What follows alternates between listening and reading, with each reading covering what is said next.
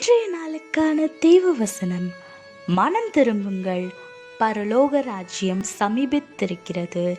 மத்தேயு 4:17. ஆமேன்.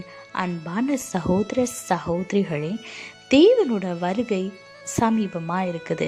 அதனால் அதுக்கு ஏற்ற மாதிரி நம்ம எல்லாருமே ஆயத்தப்படணும்.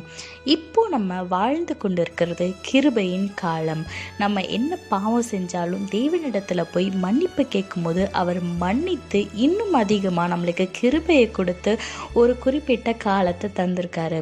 ஆனால் தேவன் வரும்போது நியாயாதிபதியாகவும் இந்த உலகத்தை ஆளுகிற ராஜாவாகவும் வருவார்.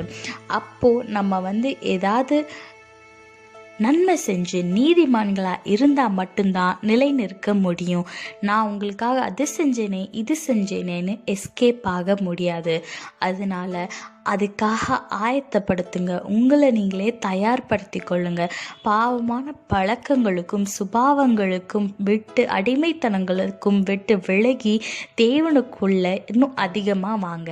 தேவனோட நேரம் செலவழிங்க. நான் என்ன செய்யணும் ஏது செய்யணும்னு தேவனிடத்துல கேட்டு அவரோட உறவாடுங்க. தேவன் உங்களை வழி நடத்துவார். மறந்துடாதீங்க, அவருடைய வருகை சமீபமாக இருக்குது. அதுக்கு ஏற்ற மாதிரி ஆயத்தமாக இருங்க. கர்த்தர் உங்களோடு கூட இருந்து உங்களை ஆசீர்வதிப்பாராக. For today, repent, for the kingdom of heaven is at hand. Matthew chapter 4:17. Amen. My dear beloved brothers and sisters in Christ, we are living in the grace period. The second coming of the Lord is going to come very soon. So prepare to face that. You should be a righteous one. Only then you will be accepted in the second coming. So make use of this grace period.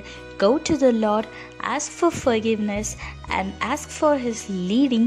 He will lead you, He will guide you so that you can be able to be a part in the second coming.